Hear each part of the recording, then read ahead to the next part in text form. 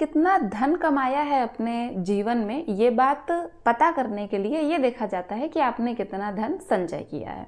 अगर आपके पास आपकी लाइफ में फाइनेंशियल सेविंग नहीं है किसी भी तरीके की, सो एक सिंपल सा क्वेश्चन आ जाता है, तो कमाया क्या।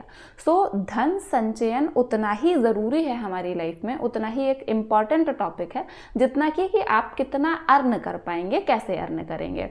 अगर हम जन्म कुंडली की बात करें, बर्थ चार्ट की बात करें, तो 12 भाव होते हैं। 12 भाव में से जो फर्स्ट लग्न हाउस होता है हमारा, ये हमें किसी व्यक्ति के बारे में बताता है, उसके व्यक्तित्व के बारे में बताता है, ठीक है। अब अगर फर्स्ट से आप फोर्थ काउंट करोगे, जो फोर्थ हाउस होगा, ये हमें उस इंसान के घर के बारे में बताता है, ठीक है। वैसे ही जन्म कुंडली का जो 11वां भाव है वो हमें आय के बारे में बताता है, लाभ के बारे में बताता है, आप कह सकते हो धन के बारे में बताता है। यहाँ से ये धन रहेगा कहाँ, इसका घर कहाँ है, कहाँ संचित होगा। इसके लिए अगर आप 11th से काउंट करोगे आपको मिलेगा दूसरा भाव। अगर आपको ये देखना है कि आप कोई भी व्यक्ति या आप खुद जीवन में कितना धन संचय करने वाले हो, कितना पैसा आपके पास रुकने वाला है, इसके लिए आपको जन्म कुंडली का दूसरा भाव देखना चाहिए, ठीक है। अभी देखिए, हमें पता है कि हमारी जन्म कुंडली में कई बार आप देखोगे कुछ बर्थ चार्ट में सेकंड हाउस में कोई ग्रह होगा, या फिर कोई भी ग्रह ना हो, ये खाली हो, लेकिन ग्रह कहीं और हो। हम ये बात जानते हैं कि कोई भी ग्रह जहां बैठता है उस ग्रह से ज्यादा प्रभावित करता है उन भावों को जिसमें उनकी दृष्टि पड़ती है, ठीक है। अभी अगर हम सेकंड हाउस की बात कर रहे हैं, तो दृष्टियों की बात हुई है। दृष्टि में 7th दृष्टि, 7वीं दृष्टि, जिसे पूर्ण दृष्टि कहा जाता है, ये कॉमन है, हर एक ग्रह के पास है। मतलब 8वें भाव में अगर कोई भी ग्रह होगा तो वो 7th दृष्टि से तो वो सेकंड हाउस को देखने ही वाला है। एंड कुछ ग्रह ऐसे हैं जिनके पास कुछ विशेष दृष्टियां होती हैं, जैसे कि गुरु हो गए, राहु, केतु, मंगल एंड शनि। इनके पास कुछ विशेष दृष्टियां भी हैं। कोई ग्रह सेकंड भाव को कौन सी दृष्टि से देख रहा है, ये चीज भी इंपॉर्टेंट रहेगी कि जिस ग्रह की दृष्टि पड़ रही है वो ग्रह खुद किस भाव में है, ठीक है। आज हम बेसिकली यही बात करने वाले हैं। हम हर एक पॉसिबिलिटी की बात करेंगे कि जन्म कुंडली में सेकंड हाउस में, दूसरे भाव में किस किस ग्रह की दृष्टि कहाँ कहाँ से पड़ सकती है, कौन कौन सी दृष्टियां पड़ेंगी और उसका क्या फल होगा। अगर किसी एक पार्टिकुलर ग्रह की दृष्टि पड़ रही है तो उससे आपका जो एक धन संचयन है वो किस तरीके से प्रभावित होगा, हम ये बात करने वाले हैं। Hello everyone, my name is Reshu Singh and I am here to share some facts of numerology and astrology with you all. चलिए शुरू करते हैं। आज हम बात कर रहे हैं सेकेंड हाउस की। देखिए, मैंने स्क्रीन पर लगा दिया है एंड हम इसमें हाउस हमारा फिक्स है, सेकंड हाउस ही रहेगा। इसके ऊपर किस ग्रह की कौन सी दृष्टि पड़ रही है ये चेंज हो रहा है, उसके हिसाब से फॉर्मेट हम चेंज करते जाएंगे। सबसे पहले हम सूर्य की बात करते हैं। देखिए, सबसे पहले हम जो कॉमन दृष्टियां हैं जो हर एक ग्रह के पास हैं, क्योंकि कुछ ग्रह हमारे ऐसे हैं जिनके पास सिर्फ एक ही दृष्टि है, वो है हमारी 7th दृष्टि। 7th दृष्टि सेकेंड हाउस में कहाँ से पड़ सकती है, सिर्फ 8th हाउस से पड़ेगी, तो हम वो देखेंगे। आप मान लीजिए कि अगर 8th हाउस में सूर्य बैठा है और सूर्य के पास सिर्फ एक ही दृष्टि है, वो है 7वीं दृष्टि। 8th हाउस में सूर्य बैठा है तो इसका खुद का कुछ असर है, लेकिन हम यहाँ पे ऐसी कोई बात नहीं कर रहे हैं। हम सिर्फ सेकंड हाउस का क्या कैसे इफेक्ट होगा, प्रभाव, उसी की बात कर रहे हैं और कुछ भी नहीं। सेकंड, अगर 8th हाउस में सूर्य बैठा है, अगर सूर्य 8th हाउस में बैठा हुआ है, ये देखेगा धन भाव को। ऐसे लोग ज्यादातर अपने पूर्वार्ध की अपेक्षा उत्तरार्ध में, दैट मीन्स लाइफ के दूसरे फेज में, इनके पास बहुत पैसा होता है, बहुत संपत्ति होती है, पैतृक संपत्ति, पिता से या फिर शासन प्रशासन से इन्हें अच्छा खासा लाभ होता है। एंड इनके पास एक चीज है, ये कैश ना रखें, अगर ये अचल संपत्ति के रूप में कन्वर्ट कर लेते हैं तो शायद इनके पास टिक जाए। सूर्य की दृष्टि भी विच्छेदात्मक मानी गई है, दैट मीन्स अगर सूर्य देख रहा है तो धन संचयन में परेशानी तो होगी, धन जरूर होगा, इसमें कोई दो राय नहीं है, कोई डाउट नहीं है। ये वो लोग हैं जो एक समाज में अपना स्टेटस मेंटेन रखते हैं। इन लोगों के पीछे एक भीड़ काम कर रही होती है, बहुत सारे लोग होते हैं, इन्हें अपना प्रभुत्व दिखाना होता है। एंड इनका जो पैसा खर्च होता है वो ज्यादातर अपना प्रभुत्व दिखाने में, इतने लोगों के बीच में अपना स्टेटस मेंटेन करने में होता है। अगर सूर्य बैठा है, ये चीजें हो गई कि पूर्वार्ध की अपेक्षा उत्तरार्ध में ज्यादा पैसा होगा, पैतृक संपत्ति, शासन, प्रशासन, मतलब बाहुबली टाइप के ये लोग होंगे। पैसा इनके पास खूब ज़्यादा रहेगा। लिक्विड धन कैश फॉर्म में ना रखें तो ज़्यादा अच्छा है, अचल संपत्ति में कन्वर्ट कर लें वो फिर भी ठीक है। एंड इनका जो ज़्यादातर खर्च होगा, सारा खर्च इसी में नहीं है, जो ज़्यादातर खर्च होगा वो इसी तरह की चीज़ों में हो रहा है। एक इनके पीछे अगर भीड़ है तो अब इन्हें उस भीड़ को ऑब्वियसली मेंटेन भी तो करना है, इन्हें वो लेवल मेंटेन करके रखना है कि वो भीड़ इनके पीछे हमेशा रहे। सो इस चीज़ में इनका पैसा जाता है ज़्यादातर। अब हम सेकंड की बात करेंगे, चंद्रमा की बात करेंगे। चंद्रमा में भी हम जानते हैं सिर्फ एक ही दृष्टि है इसके पास, 7th।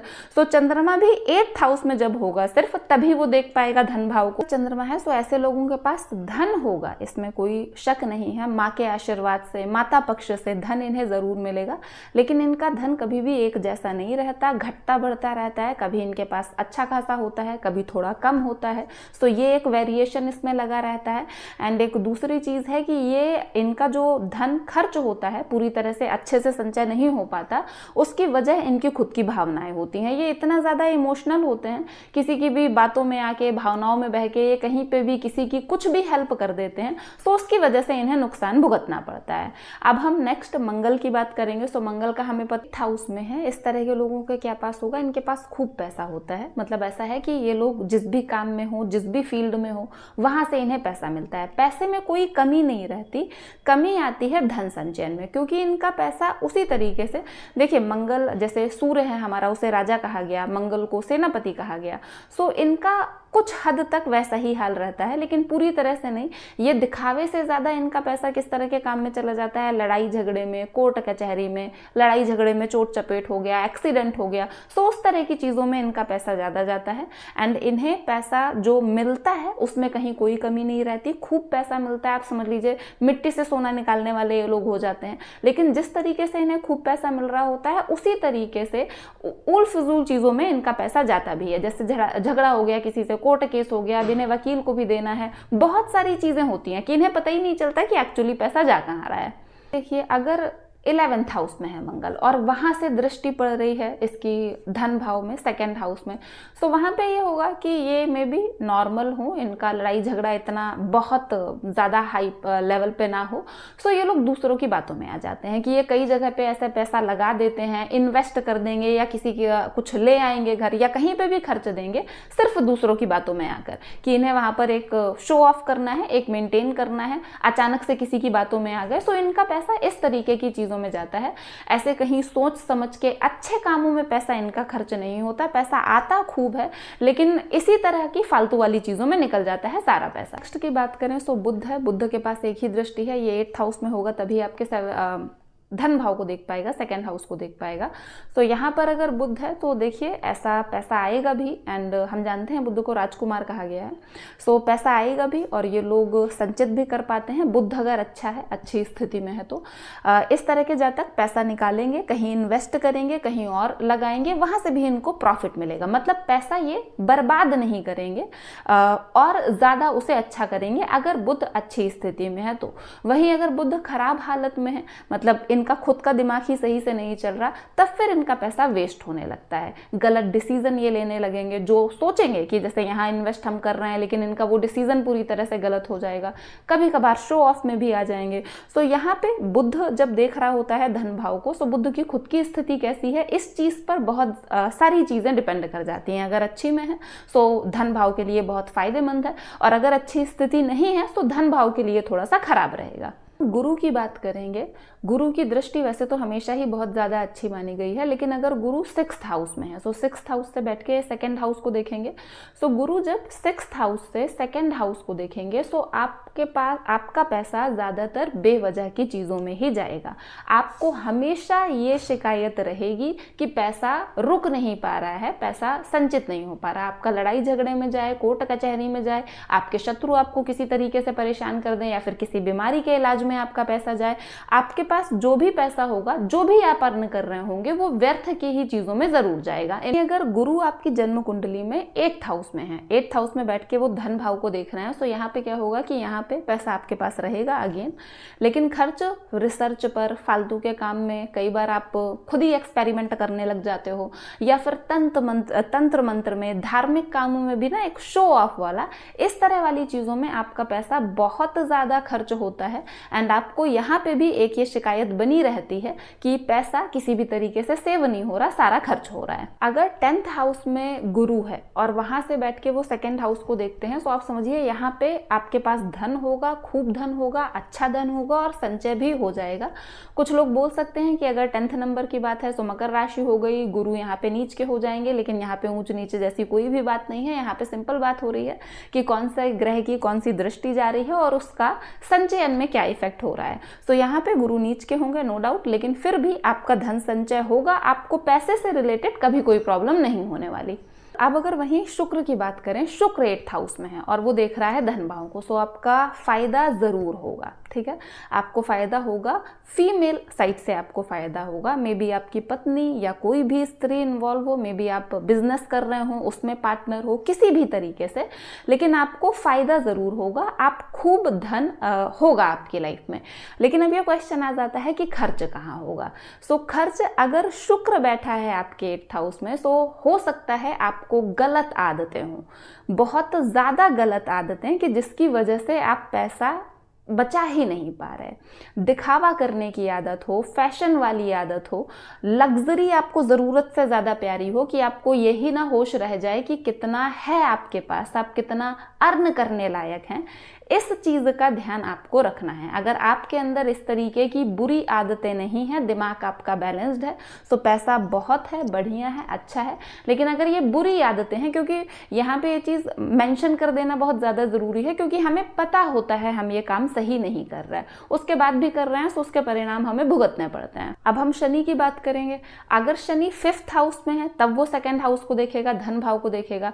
तो जब शनि 5th हाउस में है और वो धन भाव देख रहा है, तो ऐसे लोग खूब पैसा कमाते हैं, बहुत अच्छे से पैसा बचाते भी हैं, संचय कर लेते हैं।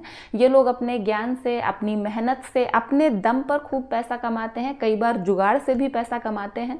जो भी इनके पास मौके हों, जो भी ये चीज़ कर पाए, वो सारी ही करते हैं, पैसा कमाते हैं और पैसा बचाते भी हैं। इनके पास धन संचयन मिलेगा, अच्छा मिलेगा। 8th हाउस में शनि है, 8वें भाव से आपके धन भाव को देख रहा है, दूसरे हाउस को देख रहा है। तो पैसा आएगा, लेकिन संचय करने में प्रॉब्लम होगी, कहीं से किसी भी तरह की प्रॉब्लम से निकलेंगी, आप पैसा बचा नहीं पाओगे। मे बी एक ही कोई काम हो, वो आपका पूरा ना हो और उसमें अच्छा खासा आपका पैसा वेस्ट हो जाए, उसी में लगता रहे, बट पैसा बच नहीं पाएगा, धन संचयन में प्रॉब्लम होगी। वहीं अगर शनि 12वें भाव में है, 12वें भाव से बैठ के वो देखेंगे 2nd हाउस को, तो यहाँ पे पैसा आएगा, लेकिन खर्च कहाँ होगा? लड़ाई झगड़े में, कोर्ट कचहरी में, पूरी तरह से जो व्यर्थ के काम हैं उनमें आपका सारा पैसा जाएगा और यहाँ पे भी आपको धन संचयन में बहुत ज़्यादा परेशानी आती है। राहु की बात करेंगे, 6th 8th या फिर 10th हाउस से राहु देख सकता है 2nd भाव को। सो यहाँ पे क्या है, हमें पता है राहु पापक ग्रह है और इसकी दृष्टि बहुत शुभ नहीं मानी गई है, विच्छेदात्मक ही होती है। सो अगर ये देख रहा है तो कहीं ना कहीं धन संचयन में परेशानी आएगी। एंड हमें पहले हम देखेंगे जब राहु 6th हाउस में है, ठीक है, जब राहु 6th हाउस में है तो धन आएगा, इसमें कोई दो राय नहीं है, धन जरूर आएगा आपके पास, लेकिन खर्च होगा गलत निर्णयों में, लड़ाई झगड़े में ज़्यादातर। हाँ, इसमें जो जातक होगा ज़्यादातर वो सफल होगा, लेकिन पैसा बहुत ज़्यादा खर्च होगा अपने शत्रुओं से निपटने में, गलत निर्णयों में, बुरी आदतों में, बुरी आदतों की वजह से होने वाली बीमारियों में। सो इन सब जो भी व्यर्थ की चीज़ें हैं और जो खुद आपकी वजह से ही हो रही हैं, उसी तरह की चीज़ों में आपका सारा पैसा जाएगा। एंड राहु है तो वो मानसिक अशांति तो देगा ही वहाँ पे। 8th हाउस की बात करें, राहु अगर 8th हाउस में है तो एक चीज़ बहुत ज़्यादा देखी गई है, यहाँ पे आकस्मिक धन लाभ होने के चांसेस बहुत ज़्यादा है। मे बी आपको कहीं से अचानक पैसा मिल जाए, लॉटरी लग जाए या कुछ भी ऐसा जिससे आपको बहुत सारा पैसा मिले, इस चीज़ के चांसेस बहुत ज़्यादा हाई होते हैं। लेकिन आपका पैसा बच नहीं पाता, धन संचय नहीं हो पाता। एंड यहाँ पे भी वही, आप अपने किसी फितूर में कुछ एक आ गया आपको माइंड में, कुछ खुराफात करना है, कुछ एक्सपेरिमेंट करना है, गलत डिसीजंस आपने ले लिए, बस अच्छा खासा होगा, लेकिन गलत डिसीजंस, गलत जगहों पर आपका पैसा वेस्ट होगा। उस तरह की जगह पे आपका पैसा जाएगा जहां से आपको रिटर्न कुछ ना मिले।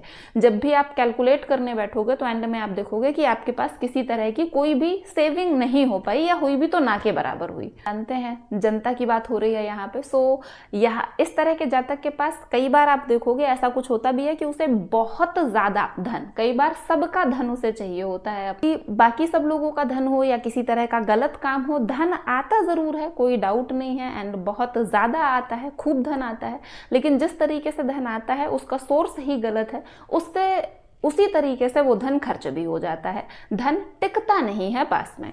अब हम नेक्स्ट बात करेंगे, हम केतु की बात करेंगे। केतु का कुछ कुछ असर सेम ही रहेगा। अगर 8th हाउस में केतु है तो आप देखोगे आकस्मिक लाभ होने के, धन लाभ होने के चांसेस बहुत ज़्यादा होते हैं, लेकिन डेफिनेटली वो धन खर्च भी हो जाता है। वहीं अगर 10th हाउस में केतु है, हाउस में आप देखोगे केतु है और ये आपके धन भाव को देख रहा है, सो यहाँ पे क्या होगा, आपका काम नहीं रुकेगा, पैसा आपके पास आएगा, जो भी काम है आपका होगा ज़रूर, पैसे की समस्या नहीं होगी, पैसे की वजह से आपको लाइफ में कोई प्रॉब्लम नहीं होगी, लेकिन संचयन में परेशानी आएगी। आप अगर देखोगे कि आपने कितना पैसा जोड़ा है, कितना आपके पास धन संचय हुआ है, तो वहाँ आपको नहीं दिखेगा, संचयन में परेशानी होगी। उसमें अगर केतु है तो धन संचयन तो होता है, लेकिन परेशानी होती है। हम जानते हैं जो केतु है हमारा, वो मंगल की तरह फल देता है, सो कहीं ना कहीं कोर्ट कचहरी, दिखावे में, थोड़ा बहुत लड़ाई झगड़े में, इन सब चीज़ों में पैसा खर्च होता है। ये सारी हमने बात करी कि आपके धन भाव को कौन सा ग्रह देख रहा है, उससे किस दृष्टि से किस तरीके का असर होगा। सो आई होप आप लोगों को ये सारा कॉन्सेप्ट समझ में आया होगा। आप अपनी जन्म कुंडली में एक बार ये चीज़ ज़रूर देखें कि आपके धन भाव में किस ग्रह की दृष्टि पड़ रही है, और वो चीज़ आपके साथ आप फील कर पा रहे हो या नहीं। एंड आई होप आप लोगों को वीडियो अच्छा लगा होगा। सो वीडियो अच्छा लगा है, वीडियो को लाइक करें, चैनल को सब्सक्राइब करें, एंड मिलते हैं नेक्स्ट वीडियो में। Thank you so much.